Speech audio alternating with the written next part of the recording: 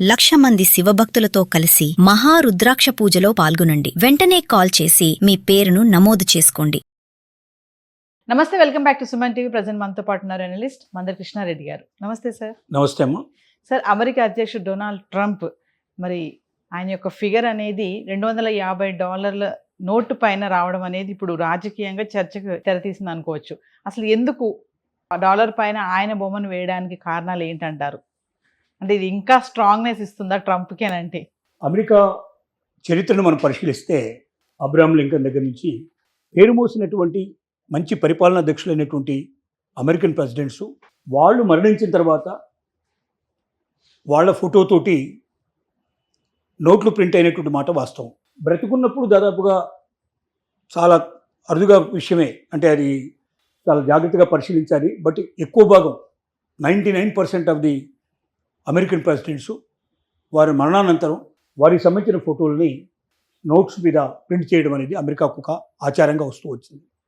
అంటే వాళ్ళని గౌరవించుకుంటూ వాళ్ళ గ్రేస్ని తెలియజేస్తూ తమకు కూడా ఏంటంటే ఎప్పటికప్పుడు అమెరికా లోపల ఈ నోట్లని దొంగ నోట్లుగా డూప్లికేట్గా మార్చడానికి వీలు లేకుండా ఎక్కువ మార్పులు చేర్పులు చేస్తూ ఉంటారు. ఆ చేసే ప్రక్రియ లోపల అమెరికన్ ప్రెసిడెంట్ ఫొటోస్ని మరణానంతరం కానీ పదవి అయిపోయిన తర్వాత కానీ వేయడం అనేది ఒక ఆనవాయితీగా వస్తున్నటువంటి ఆచారం. కానీ డొనాల్డ్ ట్రంప్ మిగతా వాళ్ళకు భిన్నమైన వ్యక్తి. ట్రంప్ నిర్ణయాలు ఎట్లా ఉంటాయో మనం చూసాం. ట్రంప్ తన స్వార్థం కోసం అవసరమైతే ప్రపంచాన్ని మొత్తం కూడా అలజడిపాలు చేయడం.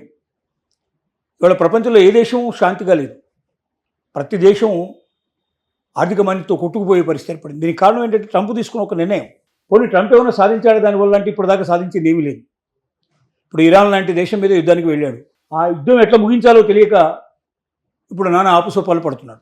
ఎందుకంటే యుద్ధం కంటిన్యూ చేయడానికి ఇక్కడ కాంగ్రెస్ ఒప్పుకోలేదు, వాళ్ళ పార్లమెంట్ ఒప్పుకోలేదు. ఎట్టి పరిస్థితుల్లో యుద్ధం క్లోజ్ చేయాలి, కానీ మధ్యలో క్లోజ్ చేస్తే ఉన్న పరువు మర్యాదలు పోతాయి అనే భయం. యుద్ధం అతనే ప్రారంభించి, యుద్ధాలు అతనే చేయించి, యుద్ధాలు అతనే ముగించి నాకు నోబెల్ బహుమతి కావాలని చెప్పి అడుగుతాడు. పిచ్చివాడనుకోవాలా, మంచివాడనుకోవాలా, అతి తెలివివాడనుకోవాలా, ఈ ప్రపంచానికి దొరికినటువంటి ఒక శని అనుకోవాలా? ఇవాళ ప్రపంచ మేధావులు అందరూ కూడా బుర్రలను పాడు చేసుకుంటున్న పరిస్థితి ఇదే. ఈ పరిస్థితుల్లో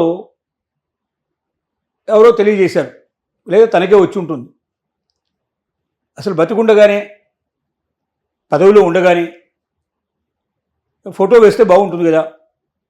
ప్రపంచమంతా వెళ్ళిపోతుంది డాలరు. ఎక్కడ చూసినా ట్రంప్ని చూసుకోవాల్సిన పరిస్థితి ఏర్పడుతుంది, జ్ఞాపకం చేసుకోవాల్సిన పరిస్థితి ఏర్పడుతుంది. అంటే ట్రంప్ ఎంత శక్తివంతుడో ప్రపంచానికి తెలియజేయాలి అనేటువంటి ఆలోచన అతనికో అతన్ని అనుచరులైన వాళ్ళకో ఎవరికో ఈ ఆలోచన వచ్చింది. ఈ ఆలోచనను అమలు చేయాలని ఇప్పుడు ప్రయత్నంలో ఉన్నారు.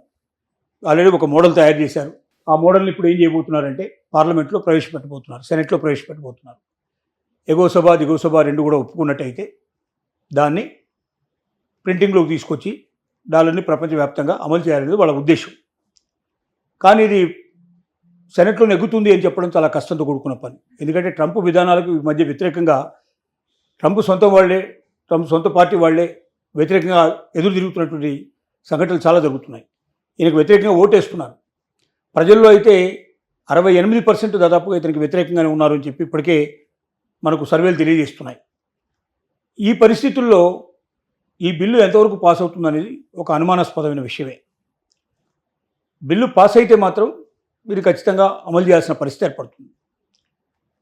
దీన్ని అమెరికన్సే పెద్దగా ఇష్టపడటం లేదు నేను చెప్పాలంటే.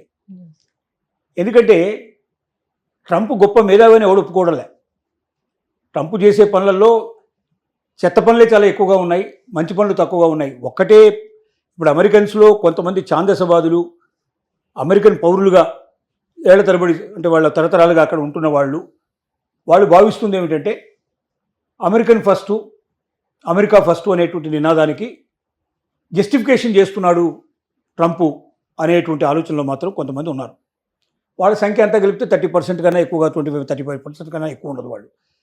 మిగతా వాళ్ళలో ఎక్కువ మంది వలసవాదులు వచ్చిన వాళ్ళు, ఇక్కడ స్థిరపడ్డ వాళ్ళు, ఇక్కడ గ్రీన్ కార్డు తీసుకున్న వాళ్ళు, ఇక్కడ సిటిజన్షిప్ తీసుకున్న వాళ్ళు చాలా ఎక్కువ మంది ఉన్నారు. ఇతర దేశాల నుంచి వచ్చి స్థిరపడ్డ వాళ్ళు ఎక్కువ ఉన్నారు. అసలు అమెరికన్ చరిత్రే ఇతర దేశాల నుంచి వచ్చి స్థిరపడే పరిస్థితి. ఈ పరిస్థితుల లోపల ఈ అతను ఆలోచనలని ఓకే చెప్పి దాన్ని అమలు చేసేటువంటి స్థితికి వస్తే అప్పుడు ఈ నోటు సెనెట్ లోపల నెగ్గితే అది ప్రపంచంలోకి వస్తే అది ఒక గర్వకారణంగా ట్రంప్ ఫీల్ అయ్యేందుకు అవకాశం ఉంటుంది. కానీ దాని గర్వకారణంగా అమెరికన్స్ ఫీల్ అయ్యే పరిస్థితి అయితే పెద్దగా లేదు. ఇది ఇప్పటి వరకు మనకు తెలుస్తున్న చరిత్ర. అది సెనెట్లో పెట్టిన తర్వాత ఏం జరుగుతున్నది చూసి చెప్పాల్సిన విషయం తప్ప ప్రస్తుతానికి చెప్పగలిగేటువంటి విషయం కాదు. Thank you.